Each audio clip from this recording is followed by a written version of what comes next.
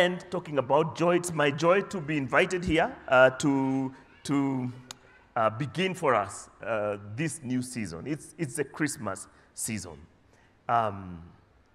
It has been said that Christmas is the most hopeful season of the year. I don't know whether you agree. For most people, it is a joyful anticipation of the coming celebration of a Messiah. So to them, it portends spiritual renewal. For others, it is the anticipation of God's intervention in their difficult human condition and circumstances. And they are praying that someone would break through some of these difficult circumstances and sort out their messy family situation. Sometimes it's a relationship gone bad or bad to us. Others, it's a financial crisis. Maybe it's a failing business or a career that has refused to pick up. And you want somebody to come and change your current circumstances for the better. Still, for others, it's an opportunity to look back at how far we have come despite numerous challenges in order to arrive to where we are. And I know for some of you, just being here is a win. There's a passage in the Bible that's saying that after you fought those battles, having done all to stand, just the fact that you're standing is a testimony of God's goodness and his power to fight on your behalf. Because the foes that you faced were formidable, but here you are. So just being here is your Ebenezer moment. You can look back and say, thus far, the Lord has brought us. And that is a good reason to celebrate the season of Christmas. Whatever your perspective might be, Christmas is a time of good cheer. It's a time of anticipation. It's a time of joy. It's a time of hope. And I think it's a time of renewal as well. But I want to pose a question and ask, has it always been so? And in order for us to appreciate more fully the meaning of Christmas, it's important that we take a few steps back and recall what Christmas must have been like for the majority of the first century Jews living in Palestine at the time of the birth of the Messiah. And there's a way that we romanticize Christmas. Sometimes it's in the things that we do. Sometimes it's in the culture that we find ourselves in. If you're looking at the pictures of Christmas, you know, the baby Jesus, you know, is looking up and is bubbly and is smiling. I don't think he's supposed to cry, right?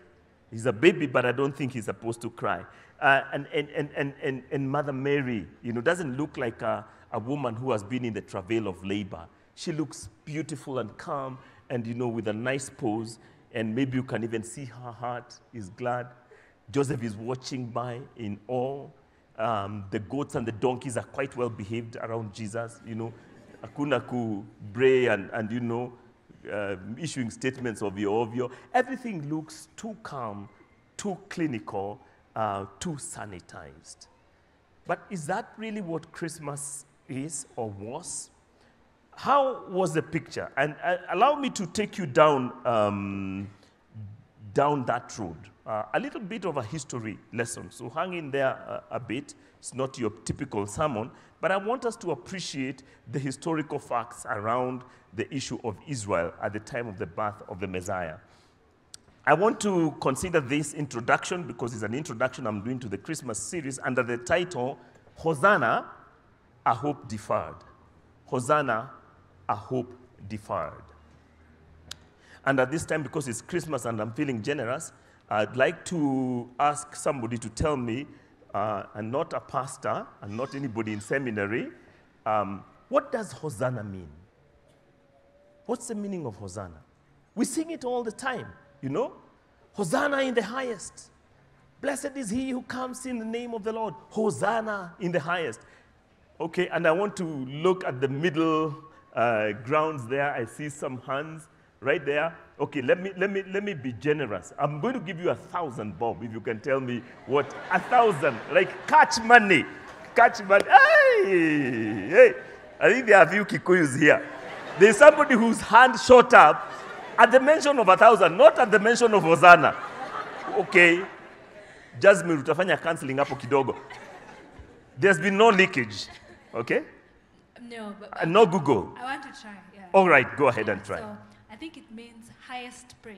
Highest praise. No? Okay, that's the contextualized meaning of it, but that's not the actual Hebrew meaning of Hosanna. But good try. Let's give her a hand. I still have my 1,000. Okay, a young lady there. Hosanna. Save us now. Makofi kwake. You're not the same one who answered last in the first service. Okay. Cash money hapa, 1,000. Chukua hapa. Although I should have written a check. Because the topic today is hope deferred. Anyway, sawa sawa. Well done. Save us now. I bet we didn't know that. Hosanna, save us now. And consider this. On the first Palm Sunday, Jesus is grown now. This is the triumphal entry. He's entering into Jerusalem, and in a week's time, he will be dead. But as he enters Jerusalem, the crowds are lining with palm fronds, and some have put their coats down for even the donkey to step on, and everybody is shouting, Hosanna to the Son of David, Hosanna to the Son of David. Blessed is he who comes in the name of the Lord, Hosanna in the highest. What are they telling him? Is it a statement of praise, or is it a political slogan? Save us now. Save us now. Save us now. Blessed is he who comes in the name of the Lord. Why? Because he's coming to reinstall the Davidic kingship. For the first time, we will witness the appointed Messiah of God coming from the lineage of the great King David, who is supposed to overthrow the Roman, the tyrannical Roman government and install again the kingdom of Israel afresh. Remember what the disciples were asking Jesus? Will you at this time restore the kingdom of Israel? It was a political question. It was the most important and pressing issue for the Israelites at that time. They had lived under oppression. They were longing for freedom. And now, here comes the king. Little wonder that they would shout, Hosanna in the highest. And 1 week later, they would shout what? Crucify him. Why? He has let us down. We had hoped that this is a time of God's redemption, that the Davidic kingdom would be reinstalled once again, and he would sweep away Rome and all oppressive pagan rulers, and the righteous reign of God would begin. Hosanna to the Son of David. They were a disappointed lot. And they were shocked that this man who had claimed to be a son of David would come and would not even raise a finger against Rome, would not issue a bad comment against Caesar. When asked to pay taxes, he paid taxes. And when they came upon him, he didn't fight back. He even ordered his disciples, I have other armies not of this world. I can defend myself. But this is your time when darkness rules. And they see him raised on a cross, crucified, helpless, hopeless, and powerless. They couldn't stand that. So crucify him. Away with him. He's a pretender to the throne. The situation in first century Palestine at the time of the birth of the Messiah was not looking up. And historically, a series of events dating back nearly 800 years had conspired to ensure that the people of God were an oppressed, powerless, and anxious nation, existing at the whim of powerful pagan kings. These are God's people. Let me give you a bit of historical background. After the fall of the northern kingdom, the kingdom of Israel or Samaria, 722 BC, under the power of the Assyrians, the Israelites were scattered all over that world. And so they lost their direction, they lost their culture, they lost their traditions, and they were assimilated into various places. Shortly afterwards, there was the fall of the southern Judean kingdom by the Babylonians. Nebuchadnezzar came and laid siege in Jerusalem. And in 597, between 597 and 582 BC, Israel, again, the southern kingdom, fell. Together with the destruction of Jerusalem itself, the destruction of the temple, and the loss of the Ark of the Covenant. It was a disaster of such monumental proportions, it could only be equaled with the Egyptian captivity under slavery for a thousand years earlier.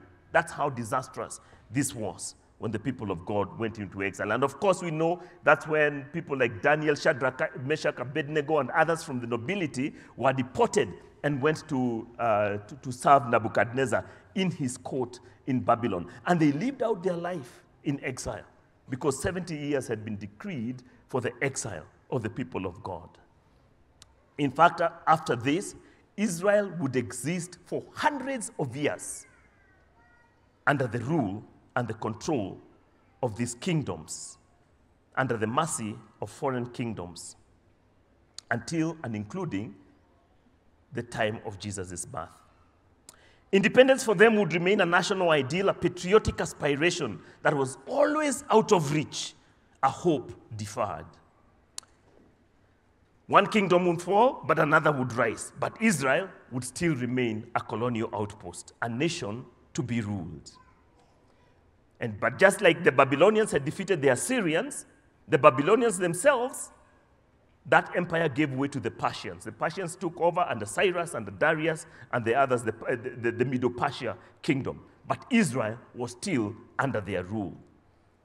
The Persians later would be conquered by the great military campaigns of Alexander the Great, who would come and, and establish the Greek Empire, 333 BC. But guess where Israel was? Still under the rule of the Greeks. But they knew that one day, a ruler would arise, the promised Messiah, who would overthrow these pagan rulers and institute the righteous rule over the people of God. But it was a long time in coming, and their hope had to be deferred. Closer to the time of Jesus, by the beginning of the 2nd century BC, control over Israel would change hands between two rival factions of the Greek Empire. Now, Alexander was a great guy, and under his rule, it seems like the Jews did very well. There was freedom of worship, there was good religious tolerance, there was prosperity, there was a lot of exchange because the Greeks themselves had a lot of good advantages. They brought with them medicine, good architecture, they brought sports, they are the ones who instituted the Olympic Games, and many traditions that have continued even up to this date. But after the fall of Alexander, when Alexander died, he did not leave a successor. When the generals asked him, "Who have you left your kingdom to?" he said, "I have left it to the strong." And so a power struggle ensued after 323 BC when he died. And for about 7 years, there was just infighting. Eventually, there would be two factions that would rule the great kingdom.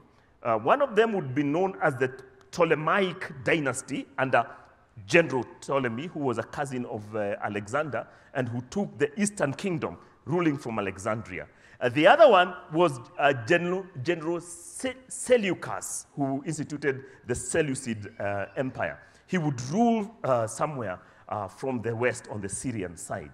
Now, these two guys were competing for control of Palestine. And when you read history, it's very interesting. For some reason, every dynasty that came, every power that came, they did not completely consider themselves powerful until they had subdued Palestine, Israel, and particularly Jerusalem, for some reason.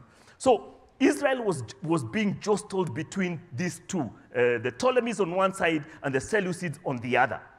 It was so bad that in 25 years, Israel changed hands 7 times. You can imagine you are under this ruler and in 25 years. So it was chaotic. And it was a very painful time for the people of Israel to be so unstable and to be so unsure about their future. Now, coming closer again to the time of Jesus Christ.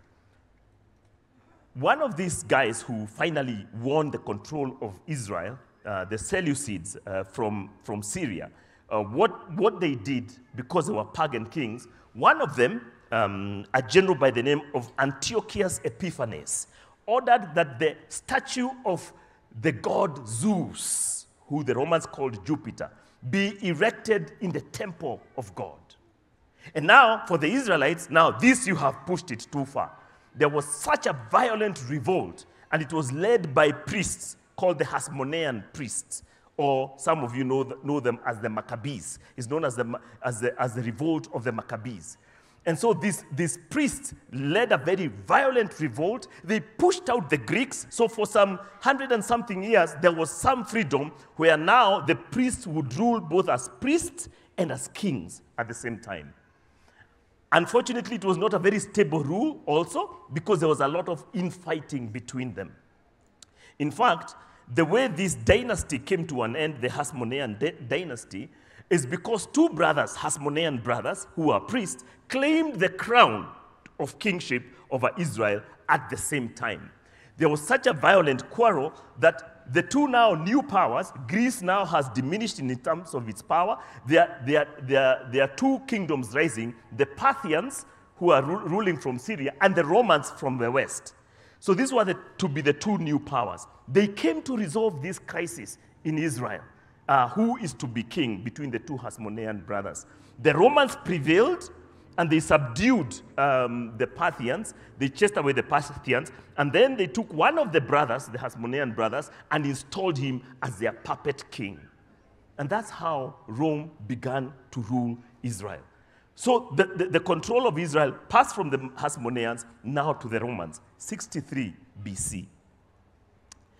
Because Israelites were very volatile, they decided to impose a direct rule. And so what they did is to appoint a military governor to rule over Israel and watch over this king. And the general was called Antipater. But it didn't last very long. I think he was assassinated by the Parthians. But his son now took over. And when his son took over around 60 or so BC, his name was Herod. And Herod is the Herod that we know as King Herod the Great. He ruled between 37 BC and around 4 BC, okay? As you know, Jesus was born during the rule of who? King Herod. And Herod himself died in 4 BC. So there's a miscalculation about the time of the birth of Jesus, all right? Because technically, Jesus could not have been born in 4 BC before himself, you get, all right?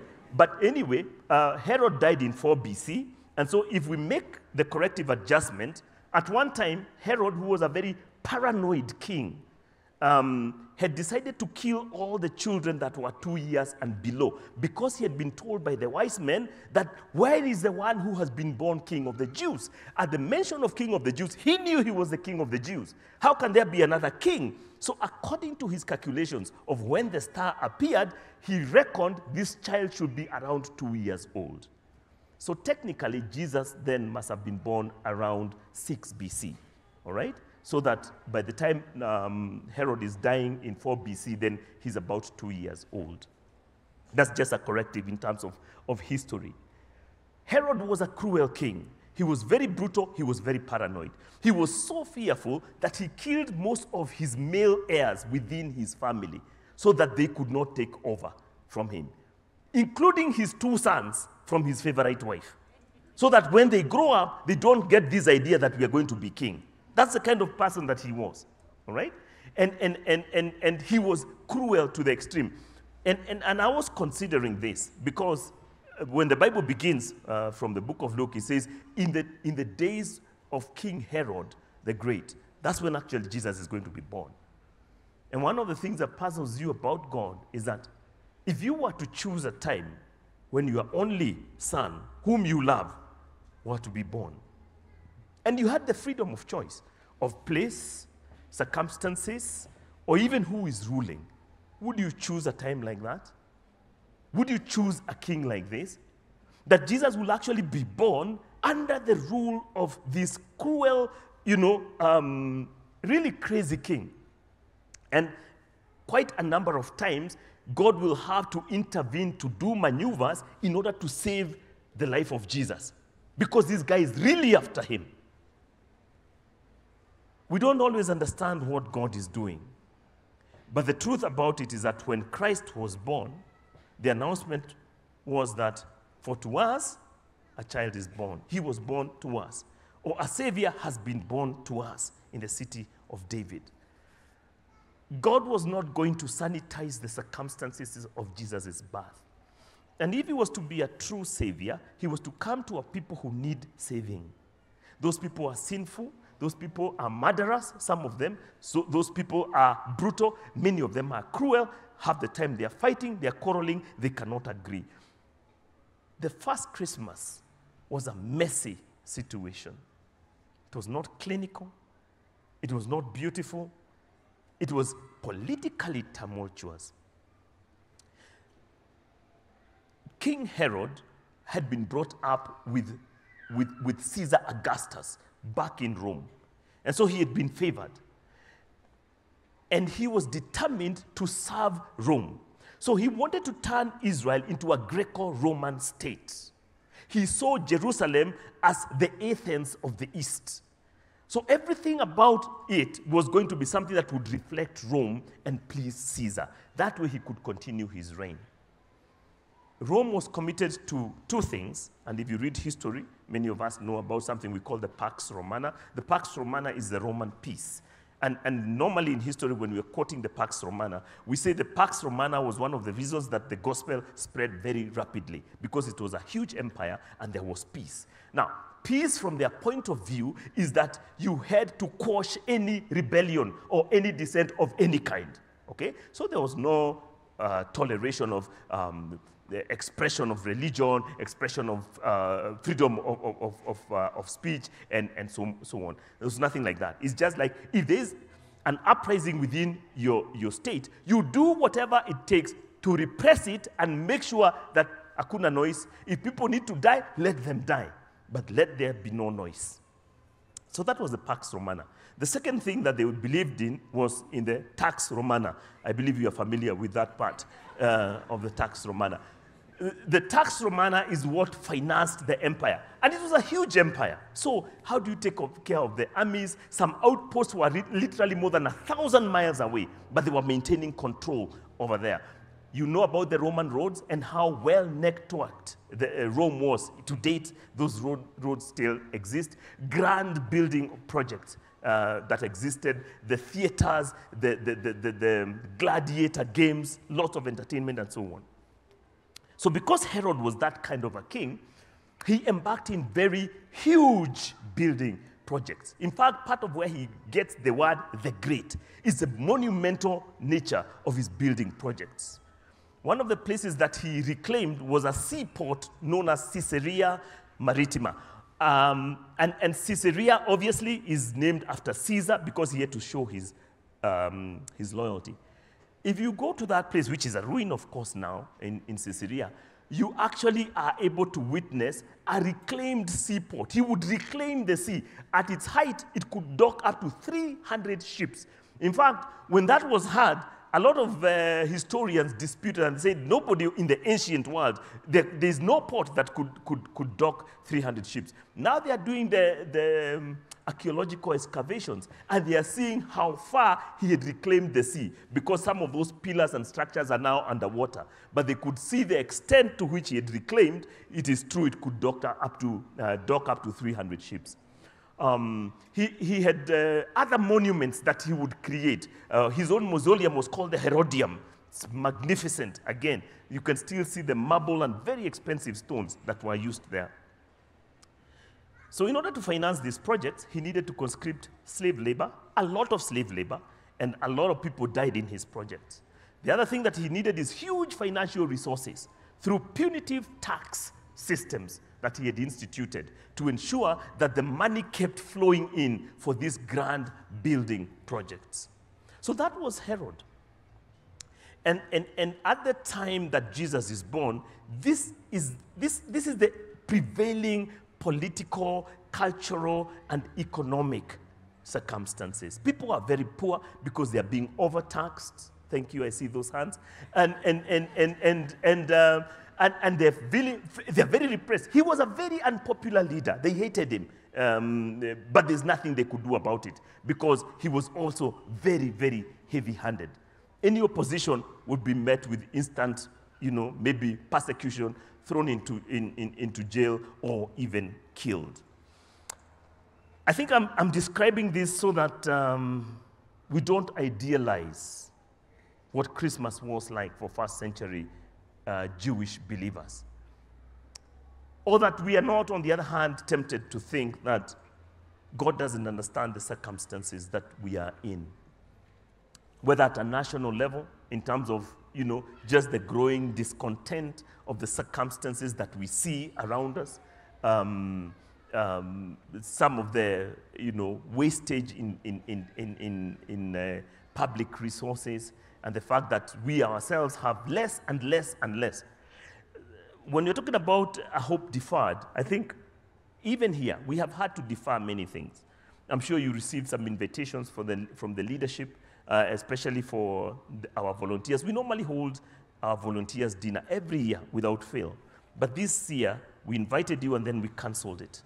And I think Reverend Maura must have written to you and said, due to financial constraints, I don't know whether he said it's financial constraints. He might have put it better than me. So sorry, I'm not doing good PR here. Due to circumstances beyond our control, we are postponing the dinner or the luncheon to 25th. It's a hope deferred because things are difficult on the ground. I was saying it's probably the first time in 18 years, when we might have to send our staff home without a Christmas bonus. It's never happened before. Lakini, when we look at situation kwa ground, it's going to be a hope deferred, not a hope denied. But unless the Lord does a miracle or something shifts and changes, it's most likely we cannot afford to give a Christmas bonus for our people. Because as it is, we are struggling just to do our basic minimum payments, because that's how things are. So everybody is feeling it, and it's a difficult season and situation. Well, I want you to know that this is not outside of God's purview. It doesn't mean that God has left us, or he doesn't care about his people, or he doesn't care about the families that are struggling financially, and now we know that there are many. But this was the situation of his people in first century Palestine at the time of the birth of the Messiah. This is what they were facing. It would be very easy to be discouraged if you look purely on the circumstances that you and I are facing today. It would be easy to think, is God even here? Does he care that we are struggling? Does he care that we don't have enough for our families? Now you can understand in context why the cry of Hosanna was a real cry. It was a cry for help. Save us now. Nikubaya, save us now. And they wanted relief from the political oppression. They wanted relief from the dire economic circumstances. They wanted relief from social injustice. The fact that you could not express yourself fully, that the mighty hand of Rome ruled supreme, whether you liked it or not. Hosanna means save us now. It's a desperate cry for help. It was saying our hope has been deferred for way too long. We can't hold on much longer. And the Israelites at the time were tired. They were tired of waiting. They were tired of praying. They were tired of hoping. And they were just exhausted.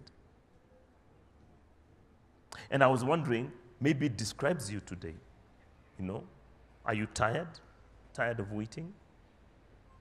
When you hear that this regime is only halfway through, guy, we have another how many years to go before the elections?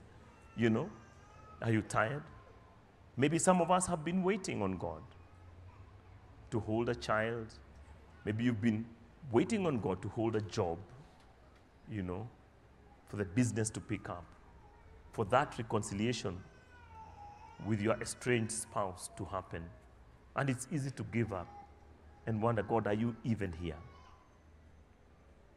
And it's a good time for us to cry, Hosanna, save us now. We need you. We need you. So that was the circumstance in first century Israel. But I want to say this, that even when God doesn't seem to move, there are still good things that happened. We have talked about the successive conquest of Israel by different domineering foreign powers, most of them, in fact, all of them pagan. And yet, we know that under these particular regimes, God did some good things. General Ptolemy of the Greek Empire, for example, ordered the translation of the Hebrew scriptures, the Torah, because they had one of the biggest libraries. In fact, it's thought to be the biggest libraries in antiquity, based in Alexandria. And he was told there was one book that was missing. The Hebrew scriptures are not there. And he commissioned 70 scholars who, it said, were translating the Holy Scriptures, which is the Masoretic text, which comes from the Hebrew. They were translating it into Greek. Why? Because since this dispersion, the fall of the two kingdoms, the majority Israelites no longer lived in Palestine. They were in the dispersion. They were the Jews of the diaspora. And what happened over time? Obviously, they no longer spoke Hebrew. And so, in the lands that they were mostly, after the Greeks conquered, the lingua franca at that time was Greek. Because Greek was to the ancient world what English is to the modern world today. And so he ordered that the Hebrew text be translated into Greek. And it was called the Septuagint, or the Septuaginta, which, because it was translated by the 70, Septua is 70, by the 70 elders. And so, for the first time, Greeks living in the diaspora, Jews living in the diaspora, had the word of God in a language that they could understand. And this, because their exile would last hundreds of years, it helped them to maintain their holy traditions, to worship their God, and to gather together for this purpose in a foreign land. This would have been lost if it hadn't happened. So good things still happen. Never mind that he's a pagan king, but he did this for them. When you hear of the Septuagint, it was so accurately translated that every time you read the New Testament and Jesus is quoting, because now he was in a Greek context, and Jesus is quoting, and the apostles are quoting the Old Testament, they are actually quoting from the Septuagint.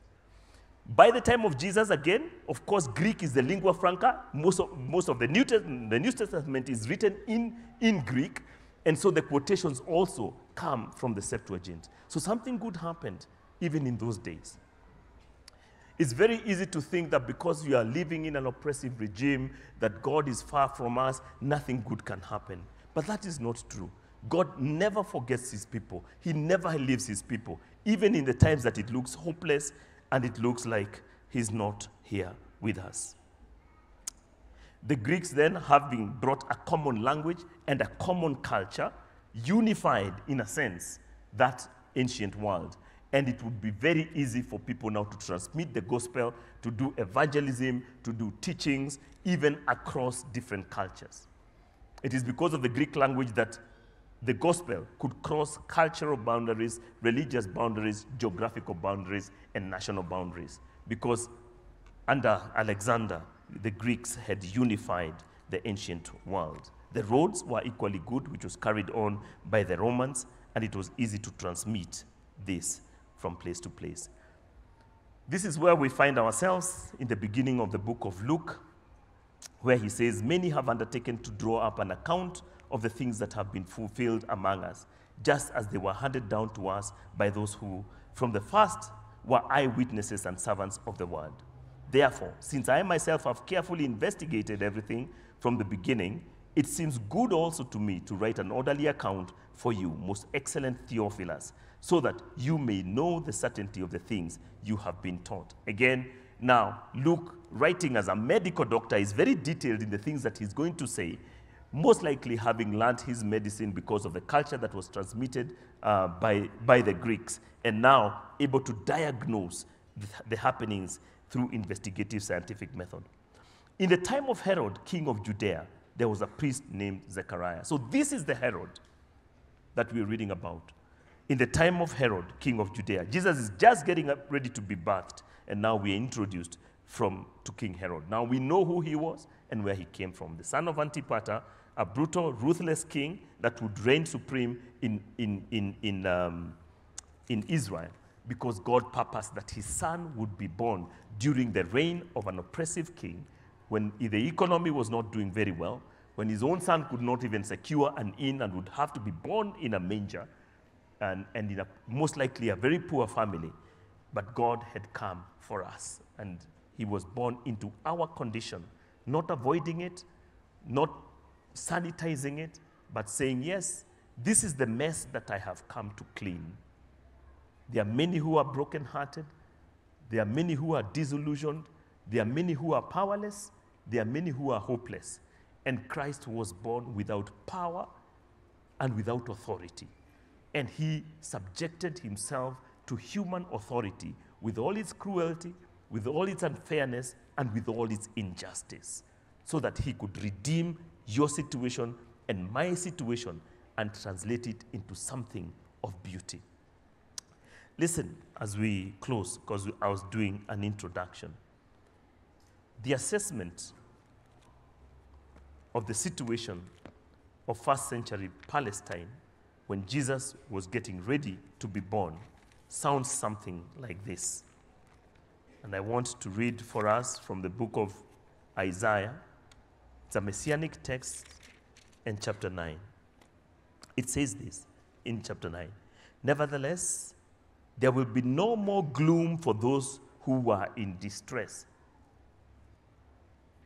So the normal mood for first century Palestine was gloom. So God identifies with us. Nevertheless, there will be no more gloom for those who are in distress. In the past, he humbled the land of Zebulun and the land of Naphtali.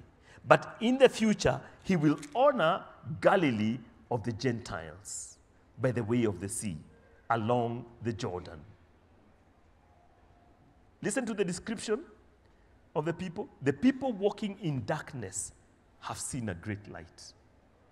So it was the most accurate way to describe the people of Israel. They were walking in darkness. On those living in the land of the shadow of death, a light has dawned. You have enlarged the nation and increased their joy. They rejoice before you as a people rejoice at the harvest, as men rejoice when dividing the plunder. For, as in the days of Midian's defeat, you have shattered the yoke that burdens them, the bar across their shoulders, the rod of the oppressor. That was normative. A people oppressed. And God had come to shatter that. Every warrior's boot used in battle and every garment rolled in blood will be destined for burning, will be fuel for the fire. Why? For to us a child is born, to us a son is given, and the government will be on his shoulders. So there is a time when the government will not be on, I'm told nowadays you don't, you just says ... Yeah?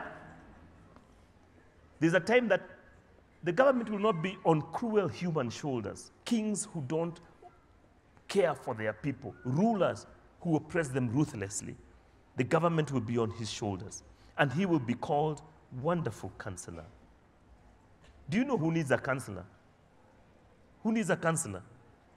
People who are traumatized. Most Kenyans do. You don't want to say it's you. And he will be called Wonderful Counselor, Mighty God, Everlasting Father, Prince of Peace. Of the increase of his government and peace, there will be no end. So there's a time that reality will change. He will reign over David's throne and over his kingdom, establishing and upholding it with justice and righteousness. The two things that we cry for, justice and righteousness. From that time on and forever, the zeal of the Lord Almighty will accomplish this. It's nice to know that it's not maandamano that will accomplish this, isn't it? Because sometimes we undermine and then nothing changes, and then you get even more disillusioned. So many people, even in the times of Jesus, there was a party called the Zionist Party, and they kept rising and revolting against the Romans. But they would be suppressed, they would be killed, they would be scattered, and Romans' rule would continue. You can get disillusioned. So it's good to go to the Lord and tell them, Lord, we are happy to wait for your time. The zeal of the Lord Almighty will accomplish this. So as we introduce this Christmas series, the Lord is with you. And in Christmas, God comes and he brings hope. And he can hear your Hosanna cries. Yes, there are Hosanna cries of praise, but there are also Hosanna cries of hope. A cry for salvation. Save us now. Only he can save us. Let's look up to him as we embrace the Christmas season, not hopelessly, but with hope. Our hope might be deferred, but it has not been denied. Amen? The Lord bless you.